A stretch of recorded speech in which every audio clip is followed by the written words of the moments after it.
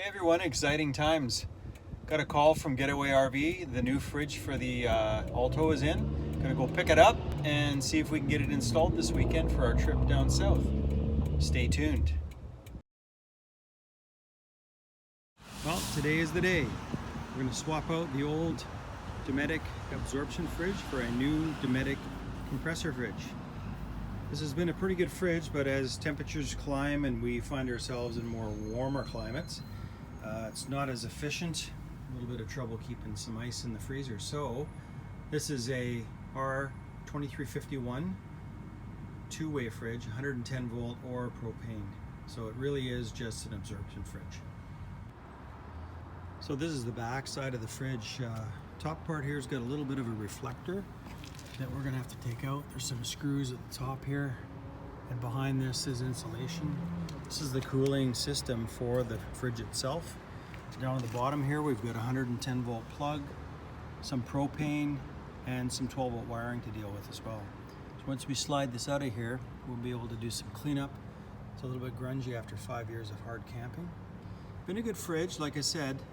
It's just doesn't seem to be able to keep up with the demands of where we can. Manning Park can reach 30, 32, so without a forced cooling system on the fridge, it doesn't really do a good job. I'm excited, and I'm really looking forward to what this new fridge can do for us. So I got the screws out of the deflector at the top here. I'm just gonna pull it down a little bit, and as we can see, it's packed full of insulation behind here. So we're gonna make our way into getting that insulation out and undoing the screws on the headboard that's above the fridge. And then, a little bit of disconnection here and there, and the thing should just slide right out. All things being equal, I'm hoping it will. Did some pretty careful measurements to make sure that our specs were the same for the new fridge. And I saw on the Safari Condo Alto site, somebody had already done it, so hopefully this works out. Okay, so we got the big pack of insulation out. And as promised, here's above the fridge, we have a little headboard. We have an inverter, so we have the controller as well. Looks like the screw might have fallen out from the bracket, but pretty much clear space. So let's see what kind of things we can get into now. Okay, so what we're gonna do is we're gonna unhook the 12 volt leads, which are right here. Remembering that blue is your positive and white is your negative. We're gonna unhook this propane line, but we're also gonna take it out from the bottom because we need the space. And we've got a 110 volt plug here as well. So really at the back of the fridge, that's all there is for connections. Should slide out. Like I said before, we'll be cleaning up this area, making sure there isn't any little critters left over from our camping season, and pulling the drain tube up as well for the freezer. The other thing we want to do is pull the fridge fuse down here to make sure there isn't 12 volts going to the fridge. Inadvertently shorting it to ground would blow the fuse anyway, so we're just going to pop that fuse out. It's in behind the panel here. We'll just pull this off, have a look and see which one it is, and remove the fuse. Before we open the propane system, we want to burn down any residual pressure. So I've got both flames burning on the stove. We've got the fan on, sucking the heat out. There is quite a bit of propane in that line, so we want to make sure that we don't just vent it to the atmosphere. Okay, so we've made some disconnections. This little guy here comes out of the bottom of this hose, and then this hose pulls out from the line inside here. Obviously this just unplugs. These two wires just come out of there, and the gas line will also run down and left loose. So now it's time to go inside, see what's going on. So as with any improvement or renovation, there's always little stumbling blocks. So everything's loose inside, see right through. What I've found is these two little zap straps here that hold the shield to help cooling fins are attached still, and this shield is attached to the trailer, so guess what? Nothing's coming out without cutting those, so we're gonna go wire cutters and go ahead and cut those. Okay, she should be ready to come out now. I put a mat underneath it here just to catch it so we don't gouge up the floor. Just gonna pick up the front of it a little bit and give it a little help out. I'm gonna put the camera down because I need two hands, but we'll show you what the result is. Okay, so she came out pretty good. I had to take our commander hook off the wall here and work one flange out before the other because of the screen door. Remember also you got to take out your fire extinguisher because you need all the clearance you can get. So as expected, there's quite a bit of crap inside here. Insulation, blah, blah, blah. So we're gonna clean all of that up before we put the new fridge in. Put the door back on. We had to take it off for one screw at the bottom that wouldn't cooperate. So all in all, no damage. Okay, so the fridge is out. Did some final measurements, and this little piece of fur on the edge was put in for the other fridge. Luckily, it's laminated to kind of a piece of finished material, so I'm going to use a chisel to peel that off. That's going to give me another 3/8 of an inch, which is exactly what I need. Between this piece of metal and this piece of metal are exactly the specifications I need for the other fridge, so we have to make a little room. These ones we're not worried about because they're the same height as the other ones, so good luck, and we'll see if we can get that wood out of there.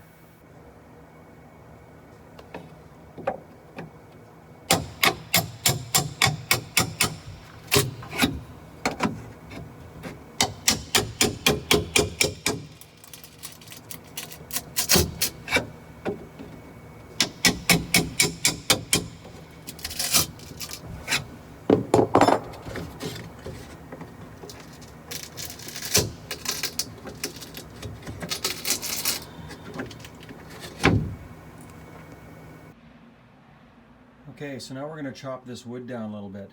So I've marked this line 32 3/8 from the floor to the top here.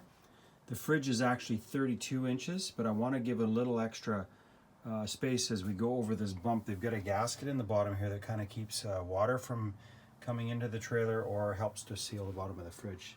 So both sides marked at 32. I'm going to remove that staple, take out this little shim that they put in here for the faceplate, the headboard, and then just kind of cut it down. Only have to go to just about the aluminum, and then we can remove it and tidy it up with a X-Acto knife. Well, here we are. We've had the fridge out for 5 days. Took a trip down to Deception Pass in Washington State. Got to exercise the fridge to see how it would do. And as you can see, it's pretty tight in there. Isn't a lot of room for error or headache. And the bottom's pretty much tight as well. One thing I had to do was relocate this 110 volt plug back further, because this fridge is much deeper than the original absorption gas fridge. Other than that, she worked good. Compressor is located here. I've got some ducting work to do. Maybe put on a helper fan on the outside here, so that we can get some more airflow. Airflow is the fridge's friend, so we want to make sure we got lots of cool air going in. So let's go inside and have a look.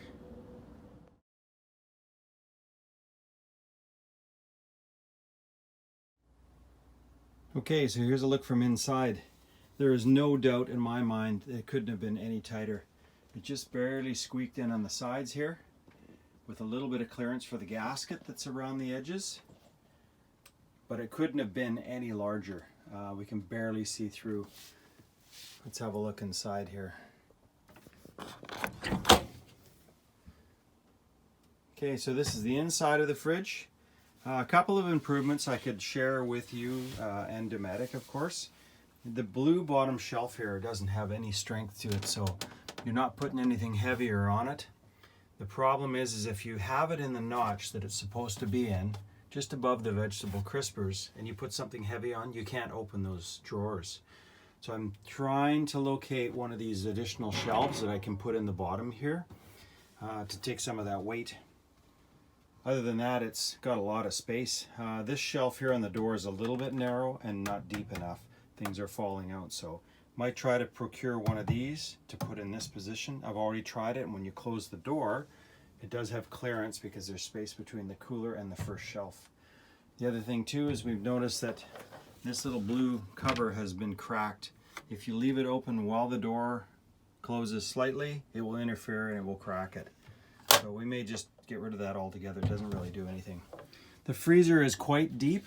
Inside you can put a set of baby back pork ribs all the way to the back. So there is a lot of space. I like the control panel on the side here. Double lock system is really positive. There's no question that you've locked it when you leave. This is a nice drawer as well, and it does come with a adapter to adjust how much stuff you've got in your drawer if you don't want sliding around. Still to put the liners in these drawers. Like I said, I'd like to replace this one with a bigger one. Other than that, it's been a really good fridge. It kept things frozen. It does have multiple settings, 1 to 5. We were running it on 3 during the daytime, at 2 at night, because there's less need for cooling, because we're not opening the fridge, and nights are quite a bit cooler. So another nice feature is it's got this forced open lock vent thing. So on vent, which is there, and you close it, the fridge remains open. Let some air circulation through. The problem with that, of course, is that the freezer also needs to be open, or you're going to get an odor in there. So design your own method with a hockey puck or a ball of wool or whatever you want to use to try and keep it open during non-use time so it doesn't start to stink. So now what we're going to do is we're going to fire it up and look at what we use for power. So we'll go up and look at our solar charge controller here, and we'll cycle through and we'll get the load statistics that we're at right now. So right now we're at 0.2 amps, and that's probably just the onboard systems keeping track. We're going to turn the fridge on and see what we've got. So go back down to the fridge, open it up, push and hold the power button. She self-checks, and then she fires up. So we're set on number 3 now, 1, 2, and 3. So we're going to close the door and see what we're drawing for power. So we're at 3.9 amps, and we can also confirm that with a screenshot of the smart shunt. So all in all, a pretty decent fridge. Like I said, it is very tight in there. It does come through the door in this trailer. I had to remove some of the furring you saw and then build my own, because inside, I'll just put this phone over here for a second. Inside, the screws that hold it to the framing are there and there, as well as there and there. I pop those little covers off. So I PL'd some small pieces of 1/2-inch ply to the inside of the aluminum on the outside here. You can see it. So we needed something to screw to, so about this area here is where there's a piece of ply. And it really is just to keep the fridge from jostling around or moving out. I don't think it's going to go anywhere because, like I said, it's pretty tight in there. There's no question in my mind it's going to stay put. So, review, pretty good. We'll give you some further updates as we go on, and I do some proper venting on the cooling system for the fridge that will help it be more efficient. We drove it down to Deception Pass in Washington State the whole way. I mean, it's not a smooth road with a lot of curves and stuff, so didn't go anywhere. Pretty pleased with that. And it was very efficient. It kept our ice creams frozen and kept our food nice and cool.